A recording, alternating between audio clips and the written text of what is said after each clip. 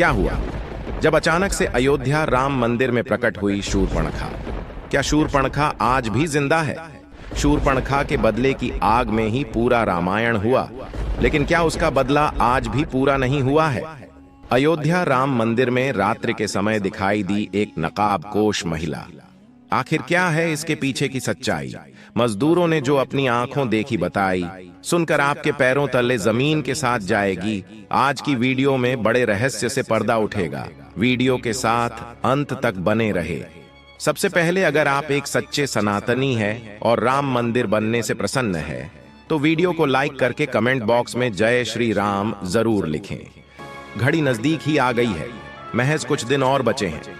प्राण प्रतिष्ठा के लिए 22 जनवरी 2024 की तारीख तय है और इस तय तारीख से पहले 16 जनवरी से इसके निमित्त अनुष्ठान शुरू होने जा रहे हैं। सीधे तौर पर करें कि अब लोगों के इंतजार का अंत हुआ है और रामलल्ला की प्राण प्रतिष्ठा की विधि शुरू हो रही है। इस कार्यक्रम पर पूरी दुनिया की नजर बनी हुई है। दुनिया भर में फैले हिंदू इस दिन का इंतजार कर रहे हैं। एसएमएस मॉरिशस की सरकार ने एक अहम घोषणा करी है, जिसके तहत वहां 22 जनवरी को हिंदू आस्था वाले सभी अधिकारियों को 2 घंटे विशेष छुट्टी देने का ऐलान किया गया है। इस कदम का उद्देश्य उन्हें अयोध्या में रामलला की प्राण प्रतिष्ठा के अवसर पर होने वाले स्थानीय कार्यक्रमों में भाग लेने के लिए समय देना है। अब दोस्तों, वीडियो में बात करेंगे आज के महत्वपूर्ण गंभीर मुद्दे के बारे में। आखिर किस प्रकार अयोध्या राम मंदिर में प्रकट हुई शूर्पणखा? ये घटना है 14 जनवरी 2023 रात्रि 1 बजे की। उस दिन राम मंदिर के गर्भगृह का काम चल रहा था। पूरे दिन मजदूरी करने के पश्चात रात्रि में सभी मजदूर अपने अपने टेंट में विश्राम कर रहे थे, लेकिन तभी उन्हें किसी महिला के रोने की आवाज आने लगी। किसी भी मजदूर को समझ नहीं आ रहा था आखिर मंदिर परिसर के पास से रोने की आवाज किसकी आ रही है। इसके बाद डर कर सभी मजदूर हनुमान चालीसा का पाठ करने लगे, लेकिन उन्हें में से एक मजदूर, जिसका नाम राजेश था, वह हनुमान जी का परम भक्त था। राजेश रोजाना हनुमान मंदिर जाता था और राम मंदिर का निर्माण कार्य शुरू करता था।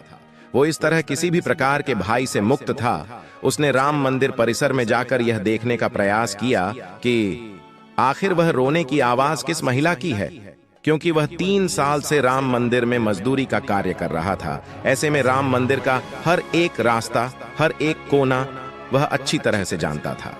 आवाज का पीछे आप करते करते वह एक ऐसे कक्ष तक पहुंचा जहां पर उसे एक रोती हुई औरत दिखाई दी, लेकिन उसका मुंह नकाब से ढका हुआ था।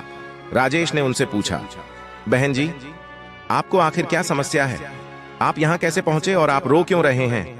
तो अचानक से राजेश की नजर उसकी आंखों पर पड़ी, जो बहुत भयंकर लाल थी, मानो कई जन्मों की बदले की आग आज भी उसकी आंखों में ढढ़क रही हो। लेकिन सवाल यही उठ रहा था कि उसने नकाब क्यों धारण कर रखा था। अब राजेश को उसे महिला से खतरा प्रतीत हो रहा था, इसलिए उसने उस महिला से उसका नाम पूछा। तब उसने कोई जवाब नहीं दिया।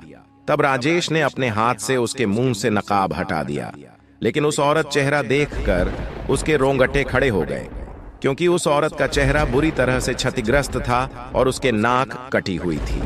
कुछ देर के लिए राजेश हैरतअंगेज रह गया। उसे बहुत बड़ा धक्का लगा।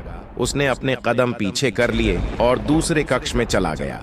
और कुछ देर बाद जब वह फिर से उस कक्ष में उस महिला को देखने गया, तब वो वहां से गायब हो चुकी थी। इसके बाद राजेश हक्का बक्का रह गया। वह पुनः मजदूरों के टेंट में पहुंचा और सभी को सच्चाई बताई तो सब डर के मारे कांप रहे थे।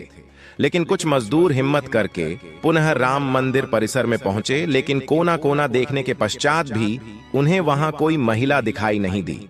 तब सभी लोग इसे राजेश का भ्रम समझ रहे थे, लेकिन सबके मन में एक संशय था, क्योंकि रोने की आवाज तो सभी को सुनाई दी थी। रामायण में सभी राक्षसों का वध हुआ था, लेकिन शूर्पणखा का वध नहीं हुआ था। लक्ष्मण ने उसकी नाक और कान काटकर छोड़ दिया गया था। वह कपड़े से अपने चेहरे को छुपाकर रहती थी। रावण के मर जाने के बाद वह अपने पति के साथ शुक्राचार्य के पास गई और जंगल में उनके आश्रम में रहने लगी। राक्षसों का वंश खत्म न हो, इसलिए शुक्राचार्य ने शिव जी की आराधना की। शिव जी ने अपना स्वरूप शिवलिंग शुक्राचार्य को देकर कहा, कि जिस दिन कोई वैष्णव यानी हिंदू इस पर गंगा जल चढ़ा देगा उस दिन राक्षसों का नाश हो जाएगा। उस आत्मलिंग को शुक्राचार्य ने वैष्णव मतलब हिंदुओं से दूर रेगिस्तान में स्थापित किया, जो आज अरब में मक्का मदीना में है। इसका मतलब यही निकलता है कि रामायण में सभी राक्षसों का अंत हो गया, लेकिन शूर्पणखा का अंत नहीं हुआ और उसने अपनी काली विद्याओं का सहारा लिया और अजर अमर हुई। शायद रात्रि के समय राजेश ने जिस नाक कटी हुई महिला को देखा था वह शूर्पणखा हो सकती है। जैसे जैसे प्राण प्रतिष्ठा की घड़ी नजदीक आ रही है, अयोध्या में हमें कहीं चमत्कार देखने को मिल रहे हैं। हर तरफ केवल राम नाम की ही धुन है और अयोध्या में ही नहीं, देश के हर एक शहर में दिवाली मनाई जा रही है। लेकिन दोस्तों, हम सभी जानते हैं राम मंदिर का निर्माण करोड़ों सनातनियों के लिए गौरव का विषय है। लेकिन हाल ही में सोशल मीडिया पर वायरल हो रही कुछ वीडियो में हमें देखने को मिलता है कि किस प्रकार कुछ मुस्लिम लोग, जिसमें बच्चे भी शामिल हैं, वे अभी भी बदले की भावना अपने अंदर रखते हैं। उनका कहना है कि जब सरकार उनकी होगी तो वे मंदिर को तोड़ देंगे। आगे की वीडियो में हम ऐसे कट्टरपंथी विचार रखने वाले लोगों को मुंह तोड़ जवाब देने वाले हैं। आप भी वीडियो को अंत तक देखते रहिए, आपके मन का भय भी समाप्त हो जाएगा, क्योंकि राम मंदिर की सुरक्षा के लिए इजराइल जैसे अचूक डिफेंस सिस्टम का इस्तेमाल किया जा रहा है। हमास द्वारा जो हमले इजराइल पर किए गए थे उसे आयरन डोम तकनीक के जरिए हवा में ही नेस्तनाबूद कर दिया गया था। कुछ इसी प्रकार की तकनीक वाली सिक्योरिटी मशीन मंदिर की सुरक्षा के लिए लगाई गई है। ये मशीन मंदिर के 4 किलोमीटर के दायरे में सिक्योरिटी डोम क्रिएट करेगा। इस दायरे में कोई भी ऑब्जेक्ट अगर आ रहा होगा तो उस ऑब्जेक्ट को यह तुरंत अपने कब्जे में ले लेगा। यह ऑब्जेक्ट कुछ भी हो सकता है। उन्होंने कहा कि इस इलाके में परिंदा भी अगर उड़ रहा होगा तो यह उसकी तस्वीर हमें बता देगा। कब्जे में लेने का मतलब यह है कि हवा में ही वह उसके डायरेक्शन को बदल देगा। प्राण प्रतिष्ठा के मौके को खास बनाने के लिए देश विदेश से अयोध्या के लिए उपहार भेजे जा रहे हैं। नेपाल और श्रीलंका से भी अयोध्या के राम मंदिर के लिए विशेष उपहार भेजे जा रहे हैं। आइए जानते हैं इनमें क्या क्या खास है। सीता की जन्मभूमि नेपाल के जनकपुर से भगवान राम के लिए 3000 से अधिक उपहार अयोध्या पहुंचे हैं। इनमें चांदी के जूते, आभूषण और कपड़ों सहित कई अन्य उपहार शामिल हैं। नेपाल के जनकपुर धाम राम जानकी मंदिर से लगभग 30 वाहनों के काफिले में रखकर इन उपहारों को अयोध्या लाया जा रहा है। साथ ही साथ गुजरात के वडोदरा में 6 महीने में तैयार की गई 108 फुट लंबी अगरबत्ती 18 जनवरी को अयोध्या पहुंच रही है। सभी राम भक्त विशाल अगरबत्ती के साथ वडोदरा से रवाना हुए हैं।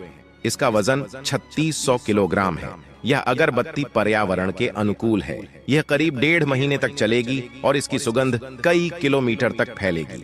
राम मंदिर को बनते हुए देखना हमारा सौभाग्य है, लेकिन यह कई लोगों की प्रतिज्ञा, बलिदान और साहस का प्रतीक है। झारखंड की 85 वर्षीय एक बुजुर्ग महिला अपना 41 साल पुराना मौन व्रत भी तोड़ेंगी। उनके परिवार ने दावा किया कि 1992 में जिस दिन बाबरी मस्जिद को ध्वस्त किया गया था, उसी दिन सरस्वती देवी ने प्रतिज्ञा की थी कि वह अपना मौन व्रत तभी तोड़ेंगी जब राम मंदिर का उद्घाटन होगा। मंदिर का उद्घाटन देखने के लिए धनबाद निवासी सरस्वती देवी सोमवार रात ट्रेन से उत्तर प्रदेश के अयोध्या के लिए रवाना हुई।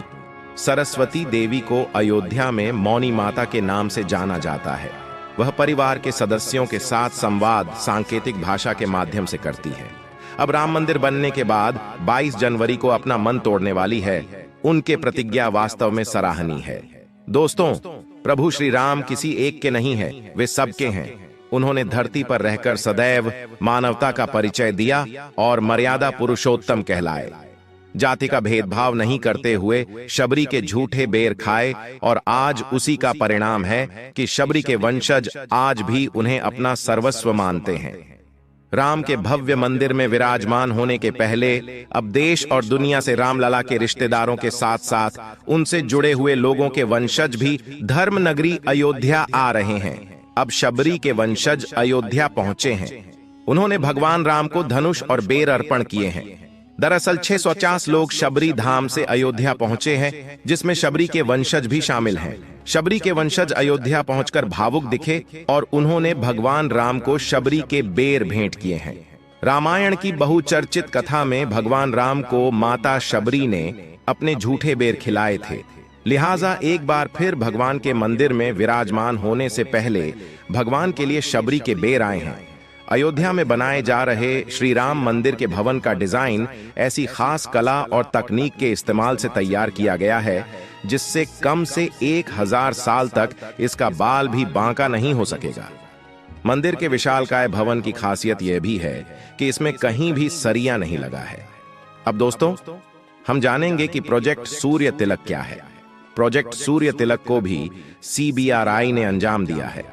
इसके तहत मंदिर के भीतर विराजमान रामलला के मस्तक पर रामनवमी के दिन सूर्य की किरणें दोपहर 12:04 पर 20 सेकंड के लिए विराजमान रहेंगी। दरअसल मंदिर के ऊपर की मंजिल पर शीशा लगा है और इसी तरह फाउंडेशन में लगा है। ये सामने से आने वाली सूर्य की किरणों को बुनियाद के शीशे पर रिफ्लेक्ट करेगा और यहां से सूर्य की किरणें रामलला के मस्तक पर पड़ेंगी। इसके लिए गियर मैकेनिज्म का प्रयोग किया गया है। इसके जरिए रामनवमी को शीशे की दिशा को खास तरीके से फिक्स किया जाएगा। अयोध्या राम मंदिर का इतिहास वर्षों पुराना है। इस मंदिर की स्थापना भगवान राम के जन्म स्थान पर की गई है। अयोध्या राम मंदिर का इतिहास हिंदू ग्रंथ वेदों, भगवान राम की रामायण और पुराणों में भी मिलता है। यहाँ पर भगवान राम का बचपन बीता था। इस मंदिर को 16वीं शताब्दी में मुगल सम्राट बाबर द्वारा ध्वस्त कर दिया गया था और उस स्थान पर एक मस्जिद का निर्माण किया गया, जिसे बाबरी मस्जिद के नाम से जाना जाता है। सदियों बाद 1992 में हिंदू राष्ट्रवादियों द्वारा इस मस्जिद ध्वस्त कर दिया गया था, जिससे देश भर में व्यापक हिंसा और तनाव का माहौल पैदा हो गया था। अयोध्या विवाद हमेशा से विवादास्पद मुद्दा और लोगों के बीच में चर्चा का विषय रहा है, लेकिन 2019 में भारतीय सर्वोच्च न्यायालय द्वारा राम जन्मभूमि मंदिर के निर्माण के पक्ष में फैसला सुनाया गया। अर्थात जो भाग्य मंदिर आज अयोध्या में बंका हो, कहीं हजार कार सेवकों वह सच्चे सनातनियों के बलिदान का प्रमाण है। आप भी नीचे कमेंट बॉक्स में सभी कार सेवकों को एक श्रद्धांजलि जरूर दीजिएगा। और वीडियो पसंद आई हो, राम मंदिर बनने से आप प्रसन्न होते तो इस वीडियो को लाइक करें और हमेशा ऐसी सत्य चमत्कारिक घटनाएं देखने के लिए चैनल को सब्सक्राइब करके बेल आइकन को प्रेस कर ले। अभी के लिए आप सभी दर्शकों को हर हर महादेव।